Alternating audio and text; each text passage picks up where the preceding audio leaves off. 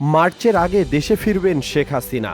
ছাত্র জনতার গণঅভ্যুত্থানের মুখে পালিয়ে যাওয়া আওয়ামী লীগ সভাপতি ও সাবেক প্রধানমন্ত্রী স্বৈরাচার হাসিনা আগামী মার্চ মাসের আগে বাংলাদেশে ফিরে আসবেন বলে জানিয়েছেন দলটির সাংগঠনিক সম্পাদক শফিউল আলম চৌধুরী নাদেল। বুধবার গভীর রাতে দেওয়া এক ভিডিও বার্তায় তিনি এ তথ্য জানান। শফিউল আলম চৌধুরী সিলেটের রাজনীতিক।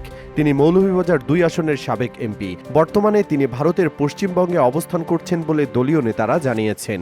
ওখান থেকেই তিনি সিলেট ও ময়মনসিংহের পালিয়ে যাওয়া নেতাদের দেখভাল করছেন। একই সঙ্গে দলের শীর্ষ পর্যায়েও তার যোগাযোগ রয়েছে। এ কারণে নাদেলের এই বার্তাকে দলীয়ভাবে গুরুত্ব দিয়ে দেখা হচ্ছে বলে জানিয়েছেন দলের নেতারা। নাদেল তার ফেসবুক অ্যাকাউন্টে ৮ মিনিট ৫০ সেকেন্ডের এক ভিডিও বার্তায় সারসংক্ষেপ হিসেবে এই কথাটি তুলে ধরেন। নাদেল বলেন, আজকে শুধু এই দেশের মানুষ নয়, এই উপমহাদেশ হুমকির মধ্যে পড়েছে। আমাদের প্রত্যাশা, আমাদের দেশে আগামী ১ মাসের মধ্যে একটি পরিবর্তন হতে যাচ্ছে।